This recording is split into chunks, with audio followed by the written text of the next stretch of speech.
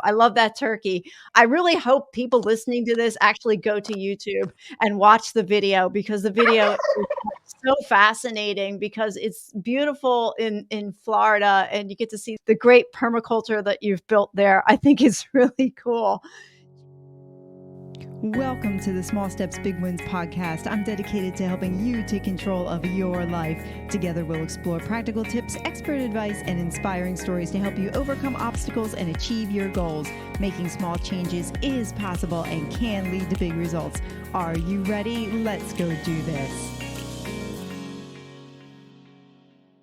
Hey, Jim, thanks for being here. I am so honored and excited to have you on my podcast. This is going to be an epic conversation. We've been talking back and forth via email, and every time I get an email, I get even more excited. So this day is finally here. I like to let my guests introduce themselves. In a minute, take it away. But in case you don't mention it, I want everybody who's listening to know that you are a four-time All-American and national championship wrestler, which speaks to grit and determination. That's its own podcast. You're an ecopreneur, in which I love that word. You're a father, a husband, and a visionary. And I love the turkey for those who are watching this on the video. And then I also want to make sure you talk about the community that you built in Costa Rica and what happened there. I heard that story on my friend Matt Drinkhon's Eternal Optimist podcast, and I thought that was an amazing story. So I'm going to let you take it away. Well, thank you so much, Sue. It's a pleasure to be here. I'm very excited to share with you and your audience the solution to all sorts of problems. The solution, literally, when we achieve mass adoption of taking the poisons out of our landscapes and growing food instead of lawns. I know how simple that sounds. It sounds so simple. Why didn't anybody think of that?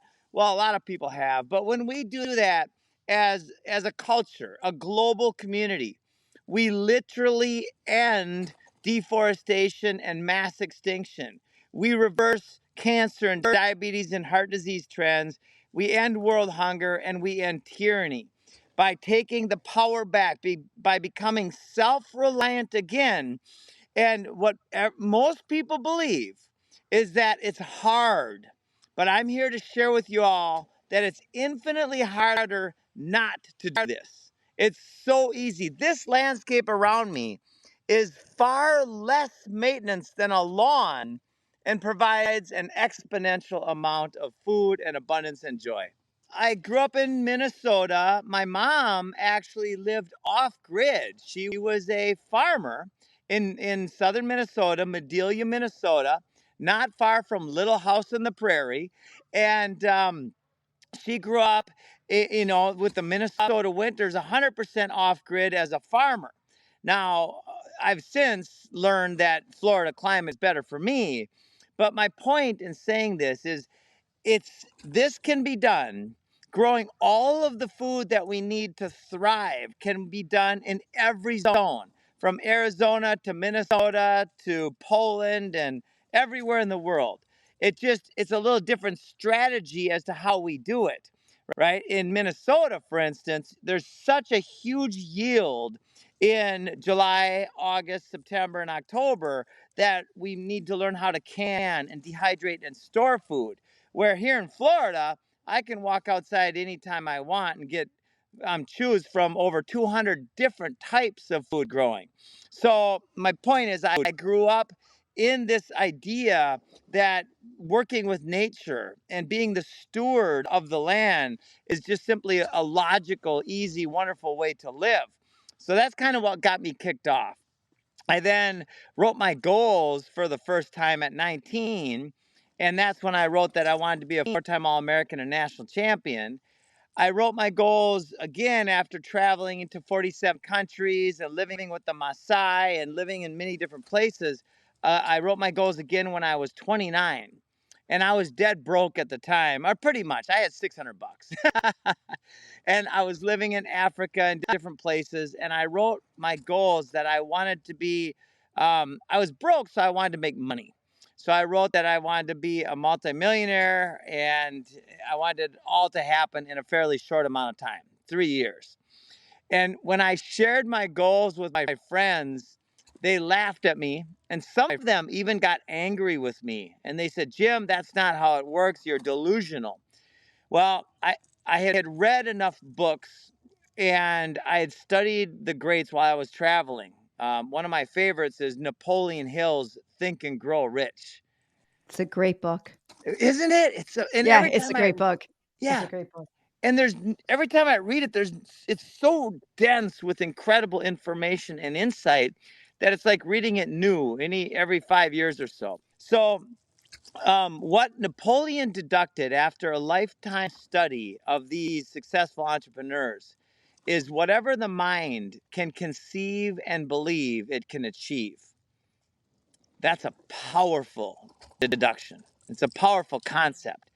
So instead of debating or arguing in my mind with somebody like Napoleon Hill, I simply took it as truth. I said, okay, if that's true, then what can I conceive and believe? Well, that allowed me to, in 3.5 years, with the help of a team, of course, a great team, we were able to go from zero to $1.3 billion in gross revenue. It was an incredible run. And then I got bored with that industry and I bought a boat and I lived on the ocean for a year. Well, that's okay. Yeah, it was really, I mean, I would imagine there would have been a lot of time for contemplation to do that as well, to yes. have that downtime and to literally, I mean, I would think you're unplugged there if you're out there on the ocean, but I think that in itself would be a fascinating story as well. But I mean, it's just as equally impressive to build a $1.3 billion company in 3 years. I mean, that's just some people hearing that trying to wrap their brain around that going like, "Oh, wait a minute, that can't be done." But you did it, and to the point that you read it in Napoleon Hill, what the mind can conceive and believe can be accomplished. And I know our conversation is going to carry that theme through as you tell more of your story. Yeah, that's right, Sue. And the construction sounds that you hear around me, we are building a community into a food forest, right? Literally, the first thing we started with was building soil. And that's very simple. We just put mulch down and then we put beans and different plants to build soil. And so, anyway, so excuse the construction noise, but it's all for a good end. That's okay. Well, you know what? Actually, it's a good pause because I really want you to define the word food forest. Yeah. Because honestly, when I when I saw that at first, I'm thinking to myself, okay, I've got food. I go to my refrigerator, supermarket, there's my food. And then when I think of forest, I mean, I'm from Pennsylvania. And to me, forest is like big trees, Yeah. So putting the refrigerator coupled with big trees doesn't make the best visual ever. So, how do you define food forest? A food forest is a system that mimics a natural forest, except for it's designed to produce a massive amount of food and beauty and habitat. So instead of just using words, I'm going to show you around a little bit. So 21 months ago, there was literally nothing here but sand. This was Florida sugar sand, which a lot of people consider impossible to grow in. So we use the permaculture design principles, and permaculture is an agricultural design science that the ethics of permaculture are very simple: earth care, people care, and fair share. And the word share, I like to point out, is a voluntary act. So it's not done at the point of a gun, right? It's be sharing and service to our community is the most selfish thing I could ever do. Because by sharing our abundance with our community feels compelled to share their abundance back. And that's one of the key elements to changing our world is to realize that service to ourselves, our friends, our families, and our communities is literally the solution to this narrative of fear and scarcity, right? Which has us contract our ability to serve and our awareness of the value of service. right? So yeah, so we're standing in a 21-month-old food forest that has over 240 different types of food producing plants. Isn't that incredible? Wow. Yeah, Yeah. it is. It is because it looks like I mean, it just looks all green to me. But what are some of the things that grow there that are edible? Well, we have about 10 different types of bananas.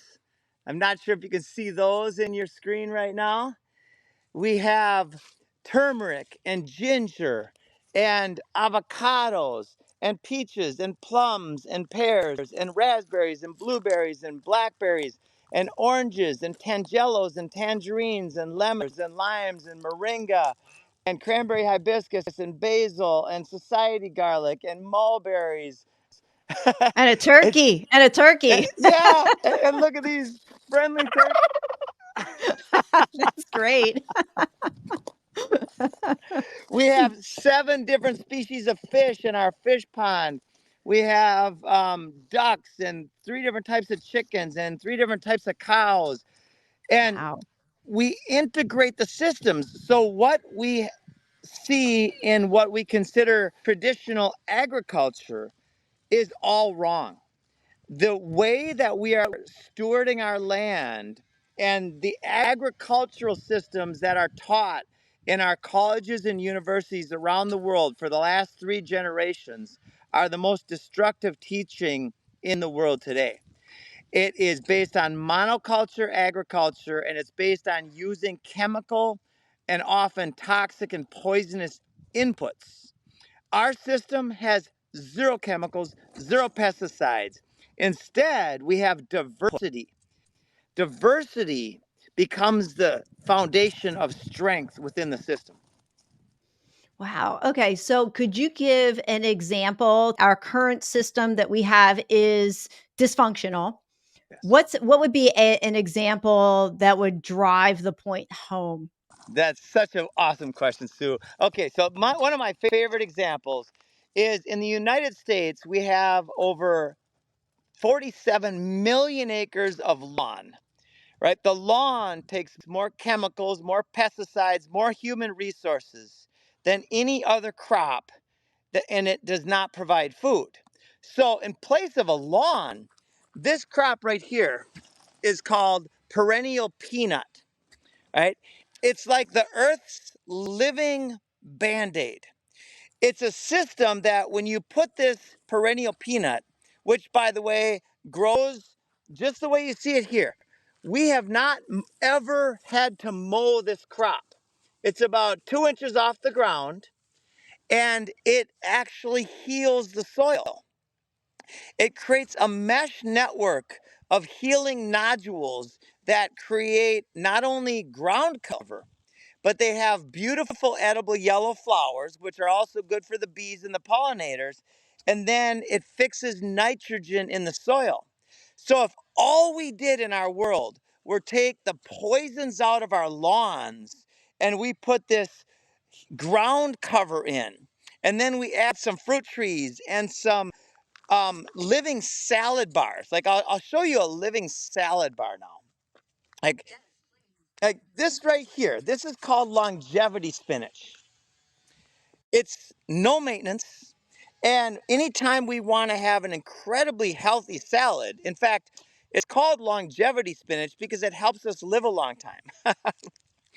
So you can walk outside and you can choose from multiple different types of living salad bar plants that are perennials.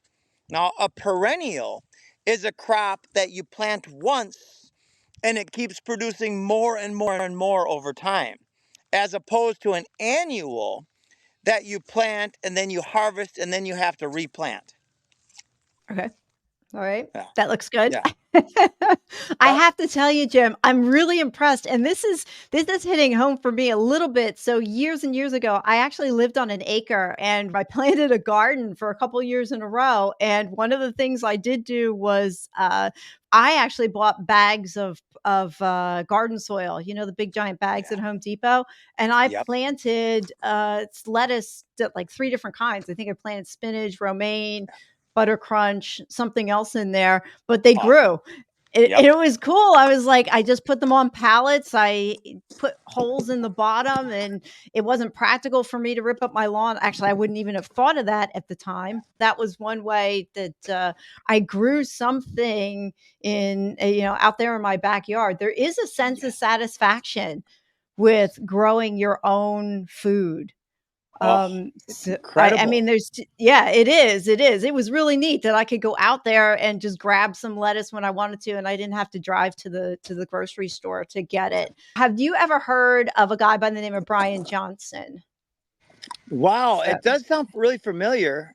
Okay. Well, he built an app called Heroic, and he wrote a book called Arate, Activate Your Heroic Potential. And he said something that caught my attention that I wanted to say to you, and I want to know what your thoughts were. He said, quote, "Our food system is dysfunctional." What does that mean to you? Well, I'm going to get into it because it is dysfunctional from the perspective that it benefits humanity. No, it does not. It enslaves humanity. But our food system is incredibly functional by those people who are actually leading the way, right? And what do I mean by that? Well, 50 years ago, Henry Kissinger said, if you want to control people, control food. He was the head of the World Economic Forum. What he stated was not just the ramblings of some crazy guy who's talking about controlling people. And by the way, he also said if you want to control countries, control oil. And if you want to control the world's currency.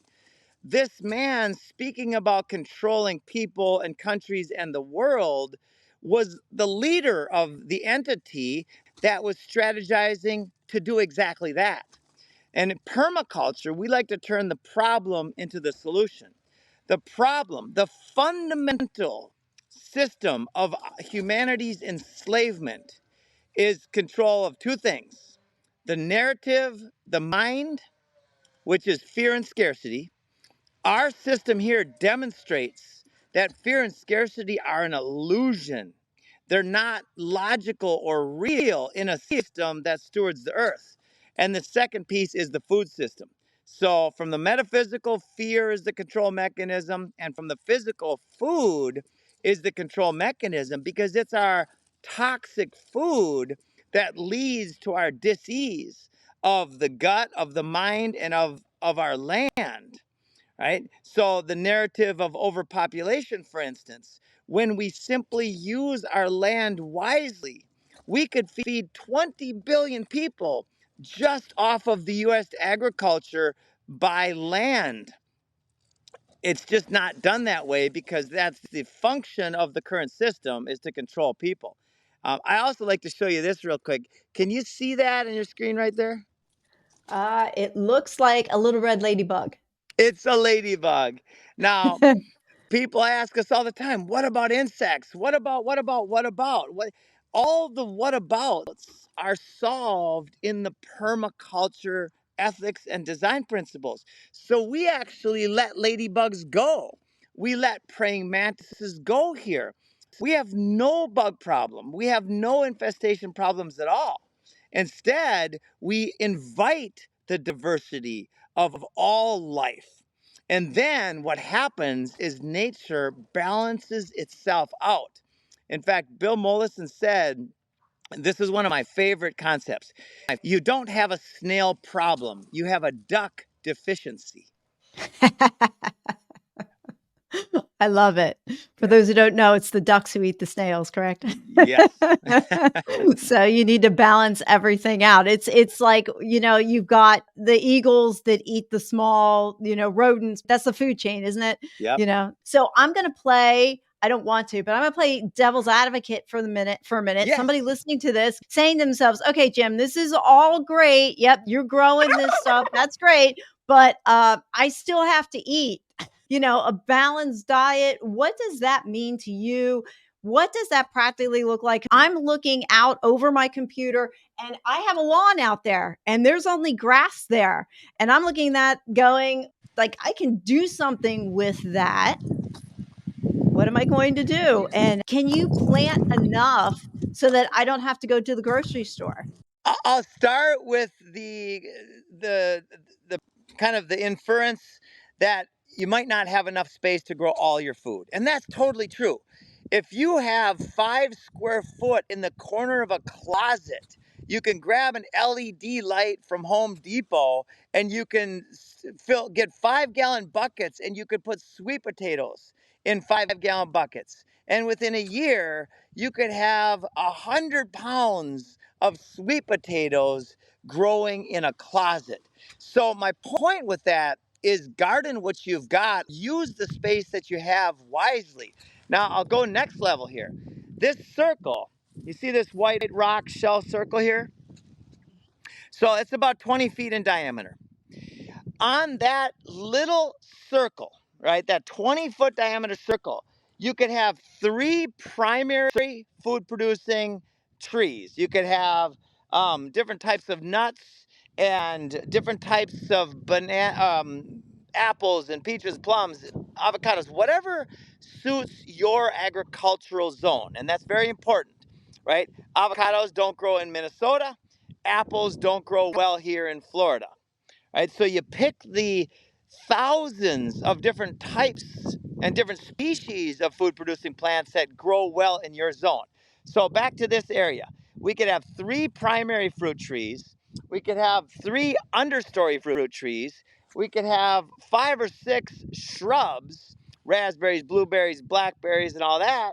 And then we could have mushrooms. We could have turmeric and ginger and perennial lettuces and basil and garlic and all sorts of rosemary and thyme just on this little area. So whatever you have, the point is to design the area to be as functional as it can possibly be. So, a small step for somebody, I know you created a company called Food Forest Abundance. Can somebody go there and then start finding information and somebody to talk to? Because I mean, if they're getting excited about what they're hearing and they're saying, "Yep, Jim, I'm with you," but I don't know where to start. Yes, that's exactly what we do. Everything starts with the intention, the desire to be free and healthy and to serve ourselves, our community, and our world.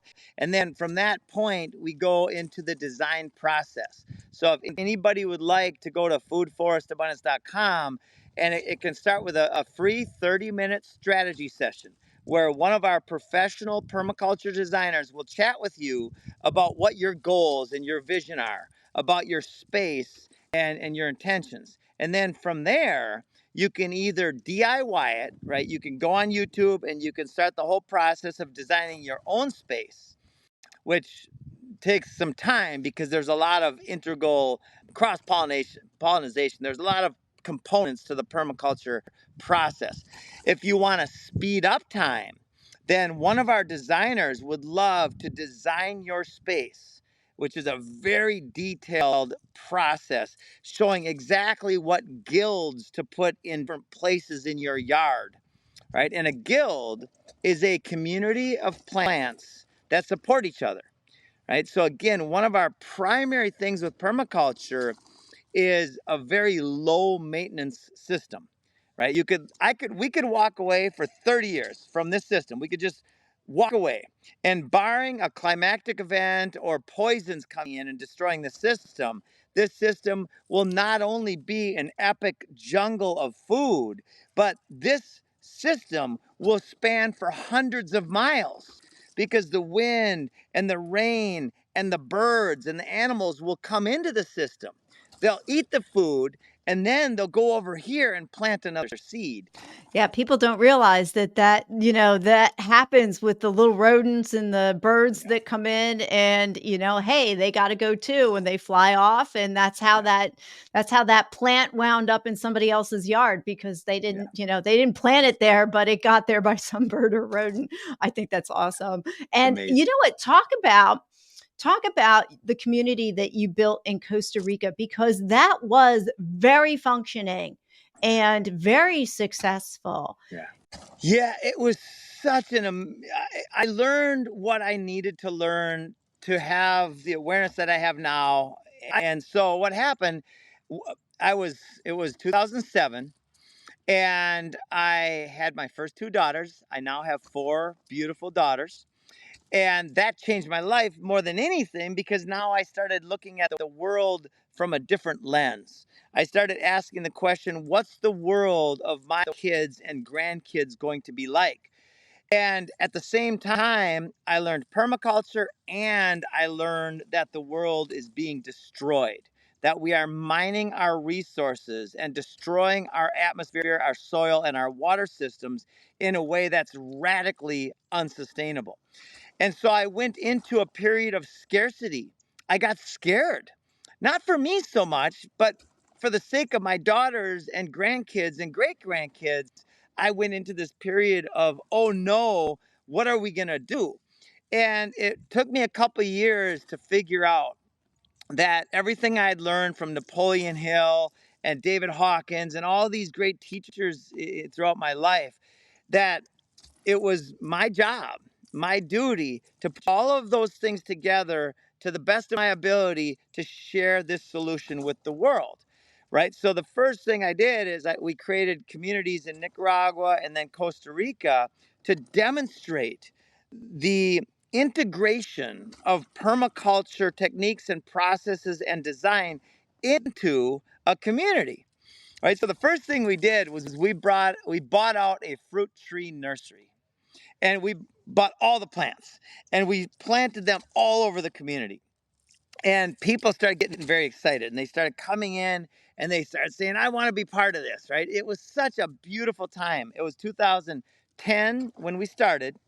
2011 and 12, especially the beginning of 2012, there's about a 2-year period in there between 2010 and 2012. We became the most successful community in the country. We had 73 homes going. We had food growing everywhere. We had energy and people and life. We had community events and parties like multiple times a week.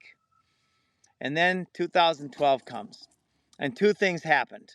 Number one is the government of Costa Rica came in to extort us because we were so successful, and the real estate market in general there had collapsed. We changed the narrative, which allowed us to be very successful.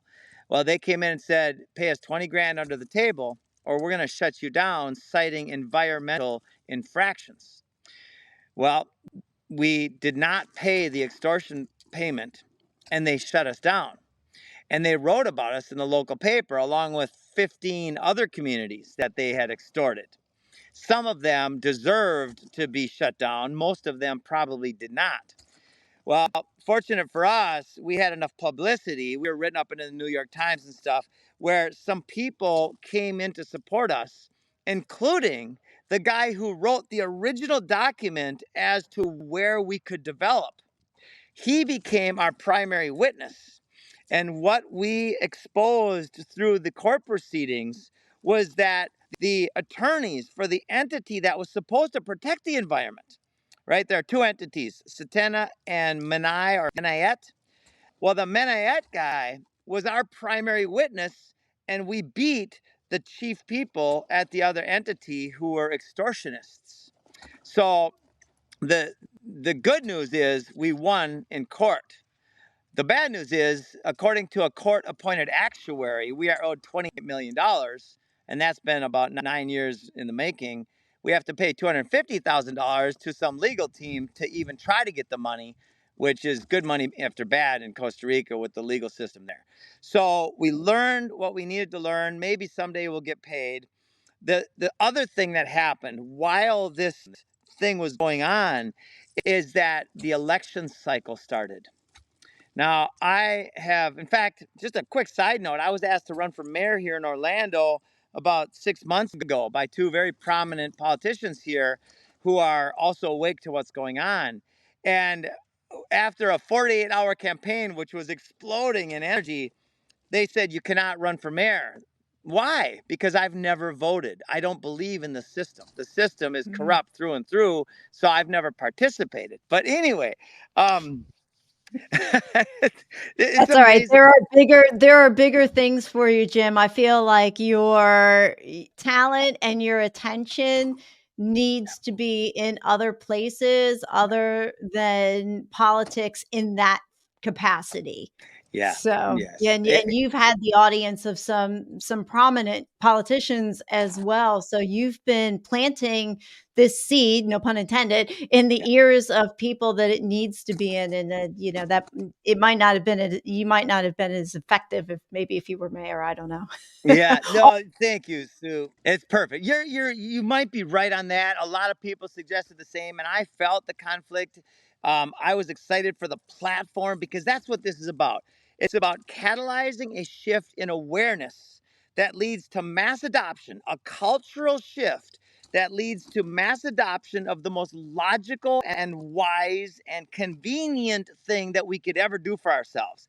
And that's take the poisons out and grow food instead of lawns. So, what happened, and this is so relevant in today's world, it was 2012, and the community started talking politics.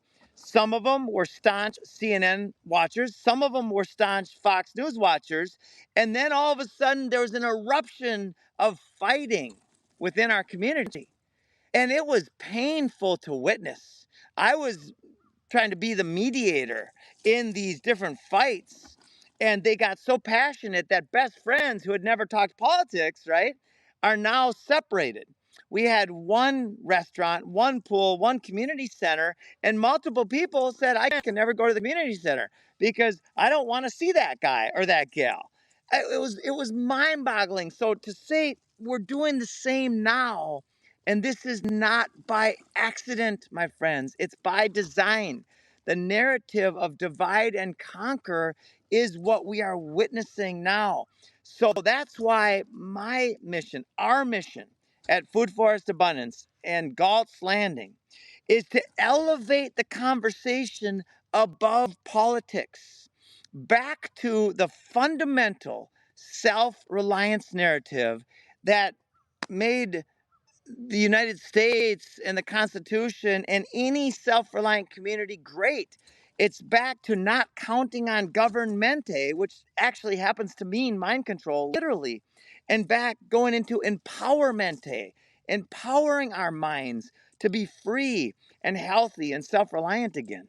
Yeah, Jim, if I hear what you're saying, we really need to go back to what it was almost 100 years ago, or I don't know actually how many years ago, but when communities and people could gather, and even though they had, there's a turkey, even though they had different opinions, Yeah, they could still be in the same space. And yeah, what has happened today is we have I hesitate to use the word brainwash, but we have convinced ourselves that if you have a different political position than I do, you're my enemy. yeah, And really, that's not what it should be. It should be, okay, if you have that different political position, that's okay. That's your opinion. I have mine. That's okay. It's yeah, my opinion. We can coexist in the same world. And just like you would have the visual of people coming together, like I have my hands together here and working together, even though we're all different, we come together and work together for the common good versus being uh different entities and saying you're my enemy and now we can't work together on things for the common good. that's exactly right. Then that's why elevating is so valuable. Like I just spoke with Bobby Kennedy. We had a one-on-one sit down, and I shared with him a campaign strategy. I said, Bobby, the campaign strategy that I've laid out for you will not only win the election, but the campaign itself will change the world over the next 12 months. And he looked at me and goes, wow, that's a big claim. I said, let's take a look. And as I laid out putting food forests in schools and churches and prisons and community centers and army bases around the world, he saw it. I witnessed Bobby Kennedy become inspired, and he said, I'm in. I then met with Dr. Shiva, the guy who created the internet, 4 degrees from MIT, who's also running for president. And I shared with Dr. Shiva the campaign strategy that I'm laying out for you. And I shared the same campaign strategy. And it was amazing to see these people who are very opposed to each other in a lot of ways on this topic They agreed wholeheartedly and they came together. So let's inspire and let's call out. Let's invite, is maybe a better concept. Let's invite Mhm. these politicians who are running for office. Let's invite the influencers who have so much influence over the minds and the actions of humanity to come in, like you're doing today, Sue. I'm so thankful for this. And let's shine a light on the solution to all of the world's biggest problems. Right? Victor Hugo said there's one thing stronger than all of the armies of the world, and that is an idea whose time has come. The idea is nature. Some people call it God, or some people on the other side of the world might call it under a different name, but it's the same solution. And let's get back to nature. Let's steward our earth. Let's serve each other again, and we change the world. Oh, that's great, Jim. Like, isn't it just at the end of the day, isn't it just about awareness and education? Yes. Bring an awareness to the problem and education to the solution. So awareness is the first the first step. I love that turkey. I really hope people listening to this actually go to YouTube and watch the video because the video is so fascinating because it's beautiful in Florida and you get to see the great permaculture that you've built there. I think it's really cool. Jim, what's something that you thought would be difficult about building what you have here, but actually wound up being easy? And then flip it. What did you think would be easy and then wound up being difficult for you? The most difficult part, the part that really stuns me to presence now and again, is talking to very wise people. And what has blown my mind at times is how these smart people, they have such deep belief systems, bad science and bullshit, all the BSs around how simple, right? In fact, Bill Moleson's quote, "Well, the problems of our world are increasingly complex. The solutions remain embarrassingly simple." What has been shocking to me is that people really have a tough time seeing the simplicity of this for everything, right? So that was the hard part. The easy part was once it's designed properly and once this food forest is installed, the ease and joy of maintenance is shocking. I mean, again, I want to drive this point home. Shush up, turkeys. Um, this is way less maintenance than a standard landscape. Now, if we wanted it to be really fancy, if we wanted to create square bushes or round bushes, we could do that, right? It's not my style, but if you want it to look like that, you can. The difference is very simple. Instead of these being only ornamental plants, they have a much higher function, and that is they also produce food. Mm. Wow, like, I'm just thinking on a grand scale, we were, talking about real estate, or you mentioned about real estate before and, like, lawns, and it's amazing when you think about it, all the space that we have out there that all if all we did was we just planted gardens and worked the land as well. What I really love about what you're saying, and this is kind of practical to me a little bit. So I mentioned before, I had a garden years ago, but the one problem I had with my garden was the weeds. I had to go out there and, take care of my garden and tend the garden and everything. What I love about what you're saying, what you've done, and the education you can give to people is that our traditional thought about what a garden is really isn't what you're talking about. You're talking about we're going to plant something that's going to feed us, but you don't have to tend it and take the time out with it like you would for a traditional garden. I think that's awesome. You I really nailed it. do. And I'll give you one visual representation of this. So you see these papaya here? So you can count the seeds in one of those papaya, but you cannot count the papayas in one of those seeds. It's infinite, it's exponential. So, yeah, so a fruit tree, a berry bush, you could literally leave them be and never maintain them at all. And they're still, with decent soil, going to produce you a lot of food. Wow, that's amazing. That's amazing. All right, let's bring it to some small steps, big wins. Yeah. And what are a couple of things? What are some small steps anything that comes to mind, small steps we could do that are going to change this, because it just takes one person to do one thing to impact many. So Yes. you've got the floor, and there's lots of small steps. So go for it, Jim. The number one by far is relax your mind and enjoy life. Turn off tune out of everything that you recognize lowers your energy, decreases your vibration, brings you sadness or scarcity or shame or worry or fear. Turn off all the mainstream media narrative. Turn that off and tune in to your higher self. Tune into the things that make you feel good, that increase your vibration. Tune out of the things that lower your energy and tune in to the things that rise your energy. Number one. And then start planting seeds. Seeds can be ideas, seeds are plants in the ground. And then ask yourself what's great about the situations that you're in that you currently don't think are great. And then ask how to serve. And when you get in the habit of doing these simple things and your energy becomes outward focused to service instead of protection, the world opens up.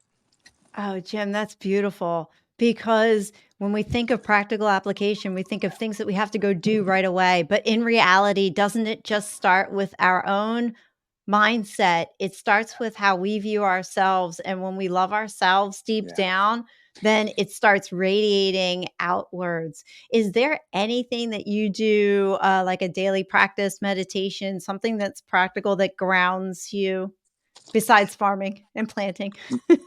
Yes. You see this little chair here? This is my meditation chair. It has copper and organite, and I sit there.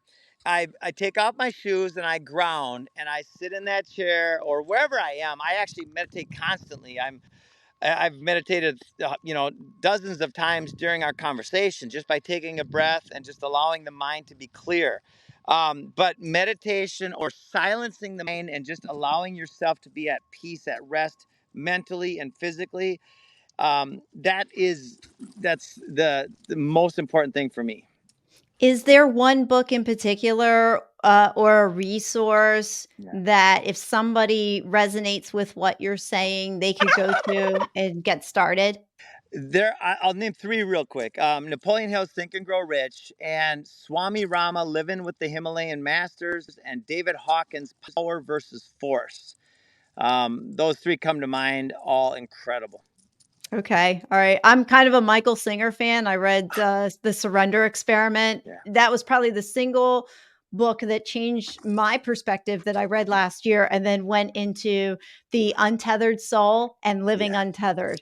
I And love it. all three of them altered my perception of Yeah. how I view events and how I view what's going on inside my mind. So It's beautiful. when you Those when are you fantastic. Yeah. if you could go back in time to your younger self and deliver a message, what would it be? What would you say? I would tell myself to meditate more. And that there's nothing more important in my life now than just having a peaceful and clear mind. What's one of the benefits for you with a peaceful and clear mind? Because we can hear it, but then we're like, oh, yeah, peaceful, clear mind. But what does that do for you? It takes away from me the illusion that I can control anything. I don't I don't ever want to or try to or desire to control the flow of life. Instead, I take a breath and I ask for guidance. In fact, I feel emotions coming on right now. Like I almost start tearing up there. Um, I ask for guidance, I set an intention, and then I just listen and I experience and I feel. And then some magical stuff happens, and I'm talking mind blowing magic is happening every day. Do I have time for a real quick story? You have all the time in the world. You can do whatever you Okay, want. I'll share one. I was sitting in this meditation here that I just chair that I just showed you, and I was visualizing. I was sitting, right there, and I was visualizing this food forest growing. And I could see the whole thing turning into this food jungle. And I'm an animal lover. So I had an animal rescue center in Costa Rica with monkeys and parrots and toucans and all that. So I started imagining bringing in endangered animals, pairs, mating pairs of endangered species into our sanctuary. No cages are needed, right? In logical terms, right? I'm not going to bring in a pair of tigers, but bringing in maybe some lemurs into our food forest network and our Freedom Farm Academy network, and some spider monkeys and some monotitis, which I just happen to love all those, and creating these sanctuaries. And then I started imagining, because by the way, if anybody wants to create your own homestead like this, that's what we do. We design and install and support the transition of land from whatever it is to this, right? To this epic place of beauty and abundance. And we create multiple layers of value, which turn into profits as well. So anyway, I was visualizing the expansion of this, and then the idea of Noah's Ark came to mind, right? This is like Noah's Ark in the real. All over the world, we have these sanctuary places where animals can thrive. And as soon as I had that thought, my phone rang and it blew my mind. Noah was calling me, a guy that I'd only spoken to once for 5 or 10 minutes, who changed his name from Adam to Noah 6 years ago with the same idea in mind. And Oh, I wow. answered. I actually put him voicemail accidentally because I didn't see the name, and I called him back. I said, and I was shaking. I said, "Why did you call me right now?" And he said, "Because I was pinged to call you." So my point is, my friends, there's something absolutely divine happening in the world. We are in the great awakening. The apocalypse means lifting the veil, the ascension. We are experiencing the rising of human consciousness. And for those who are stuck in the old BS and the old paradigm, well, they're suffering. So we can help them rise out of their suffering by demonstrating our own truth and love and service and abundance. Oh, I love it. I got chills when you were telling that story about having the phone call at the same time, because if we really are in tune to what's going on around us, to the universe, it doesn't matter whether you believe in a God, a higher power. There is something up there. I believe in God, all right, but that's just me. There is something up there orchestrating all of this. And I love your perspective of just allowing things to happen at the way they play out. We can control the things we can control, but we really can't control everything that goes on. We can control how we react, we can control our emotions, we can make choices to interact with others that think differently than we do. Yeah. But there are many things that are beyond our control. And while Yeah. you were talking, the one thing I want to make sure I get out there, and I actually plan on taking my daughter there. On your website, if you go to your website, anybody can go and visit a permaculture community in action. And I think that's just so cool. Yes. So I'm very, very excited about that. And you know what, Jim? I can't wait. I know, I want you to touch on, and you talked about it a couple of times, vision setting and goal setting, because I think that's something that people, there's a couple of roadblocks to that. One is that, oh, I can't set a goal. I don't, I'm just going to keep going the way I'm going. That's the first. The other is, what kind of goal am I going to set? And the third is, why should I set a goal? I don't even know if I'm going to get there.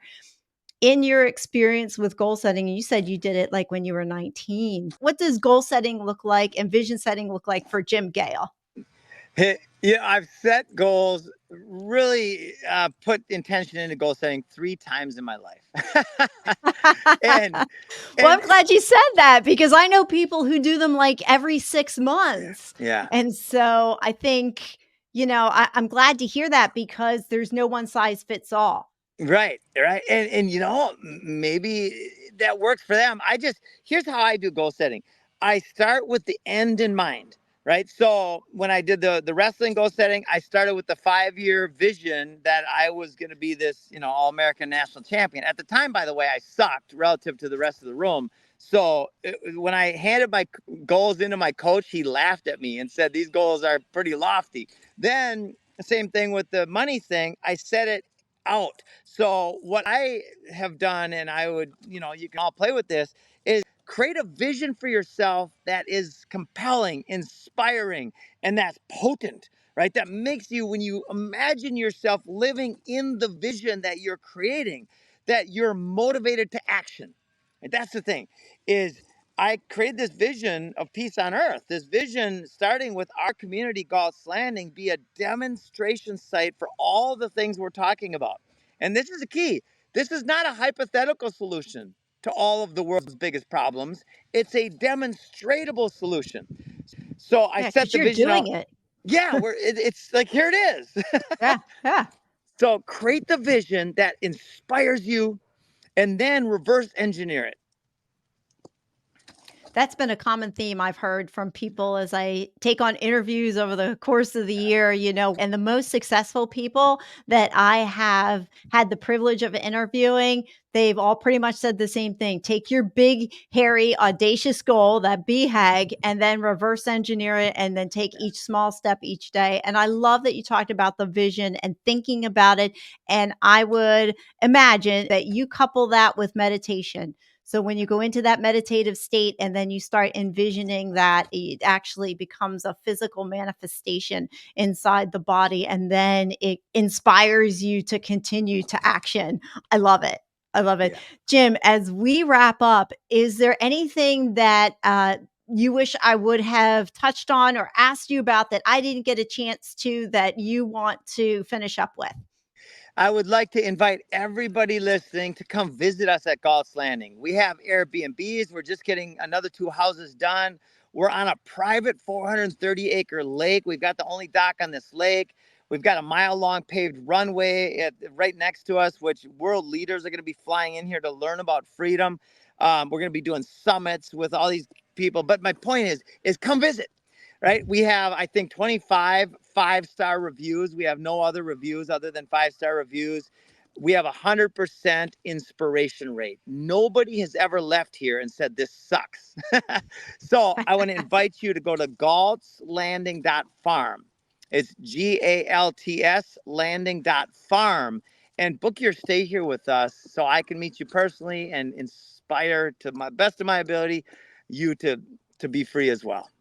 Oh, wow. I'm excited. I can't wait to come visit. I will find a way or make a way. That's for sure. Love Well, it. Jim, you have been extremely inspiring today. Thank you for the gift of your time. I know I'm walking away inspired with some small steps. I'm going to go check out the website. I'm looking at that lawn in my backyard that's useless at the moment, going like, how can I turn that into something that is more useful than what's there? We will help. That's what we do. Our designers are standing by to help you do exactly that.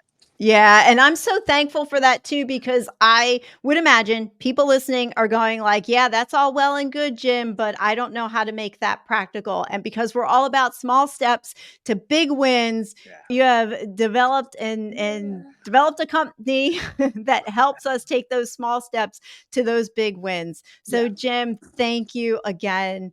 This has been great. Thank you so much, Sue. Have a fantastic day, everybody. Thank you for listening to another episode of the Small Steps, Big Wins podcast. I value your time with me and I seek to make every moment count.